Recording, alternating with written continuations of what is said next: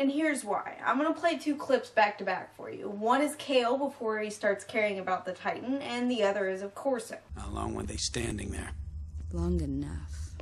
You lied. Everything you said? Everything you told me? Not everything. Your father hit a ship, then the dredge killed him. All because he couldn't face the truth. Yeah? What is the truth? That the human race is out of gas. It's circling the drain. It's finished. The only thing that matters is grabbing what you can before somebody else beats you to it. No, I don't believe that.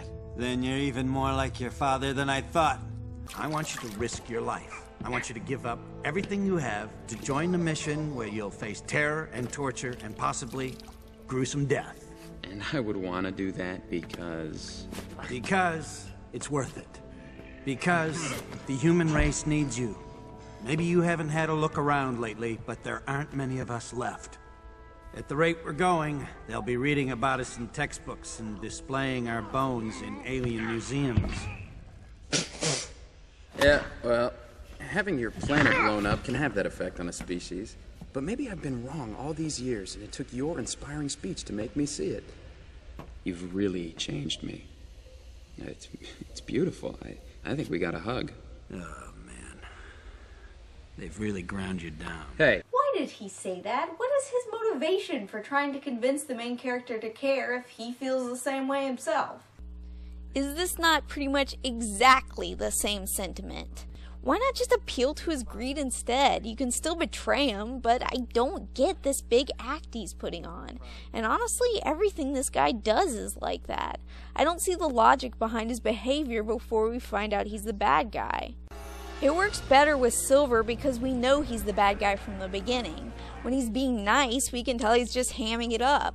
We see there's logic behind his behavior, and we can tell when he's being deceitful and when he's being genuine. I don't get this guy.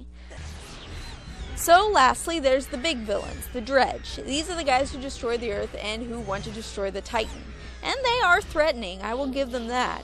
I think in the long run it would have been better if we'd either seen less of them or more of them though. If we would have seen less of them, I think it would have given them a bit more menace, and if there had been more of them, maybe I could remember why the hell they care so much about wiping out the human race. I know it was briefly mentioned in the opening narrative, but I cannot for the life of me remember their motivation. And that's about it. Honestly, I don't think these characters are necessarily bad. I just think they could have benefited from a little more development and maybe a longer movie. On to the plot. Now, I'm sure you're all wondering what I think about the futuristic setting in Treasure Planet, because this does seem to be a deal breaker for a lot of people. Well, at least for me, it doesn't keep me from enjoying the film, but I would be lying if I said it wasn't distracting. Because it does cause a lot of brain stutters, for lack of a better word. For instance, during the scene where Ben is ruining the film, I caught myself thinking along the lines of, "Feh, these modern jokes worked better when the genie did them in Aladdin," and then I had to remind myself that they weren't modern jokes, this is technically the future. That does actually happen to me a lot in this movie. I have to constantly remind myself that we're not in the setting of the original novel. I have to wonder if this movie came out a few years later, if they wouldn't have maybe tried to give it a steampunk look, because that's basically what steampunk is. It melds old-fashioned stuff with futuristic stuff, kind of like in Wild Wild West. Technically, that movie took place in the past, but maybe something like that would have gone over better. I don't know. I do like some of the designs. Silver's arm and eye and leg, the portal, the map, the planet itself, and the overall animation is gorgeous. But I do think the film would have done a lot better if it had just been Treasure Island. That probably would have been pretty successful. This was a really odd choice for Disney. So does that make the plot in Titan AE better? Well, the problem with Titan AE is nothing in it is bad, but nothing in it is really good either. This film is really forgettable. The characters are forgettable. The villain is forgettable. The plot is forgettable. The jokes are forgettable. Any scene with drama or suspense, forgettable. Everything in it is lukewarm. Nothing packs a punch. I feel like every element in this movie needed to be taken one step further. While I was watching it, I couldn't help but make a list of other films, apart from Treasure Planet, that I could have been comparing it to, because it reminded me of a lot of different movies. The first one I thought of was Final Fantasy: The Spirits Within, although this could be because that film is also really forgettable. I've seen that movie on at least 2 occasions all the way through and still can't remember a damn thing about it. But if I recall, there were some other similarities there as well, and it also seemed to be a movie that was more concerned with how it looked rather than actual content. Then I thought Atlantis, mainly because of the captain who reminded me of Corso, but also because it's an example of an animated movie that takes its genre seriously. Titan AE wants to be a sci-fi adventure movie rather than just an animated kiddie film, which is absolutely fine. I'm all for animated films taking themselves seriously. The difference between Titan AE and Atlantis is that while Atlantis was also a box office flop, it's good enough to have developed its own following afterwards. And given its story, I think that's about as much as Titan AE could have hoped for too. Even if it had been done really well, I don't think it would have been popular because of its subject matter. But I don't think it's good enough for its own following.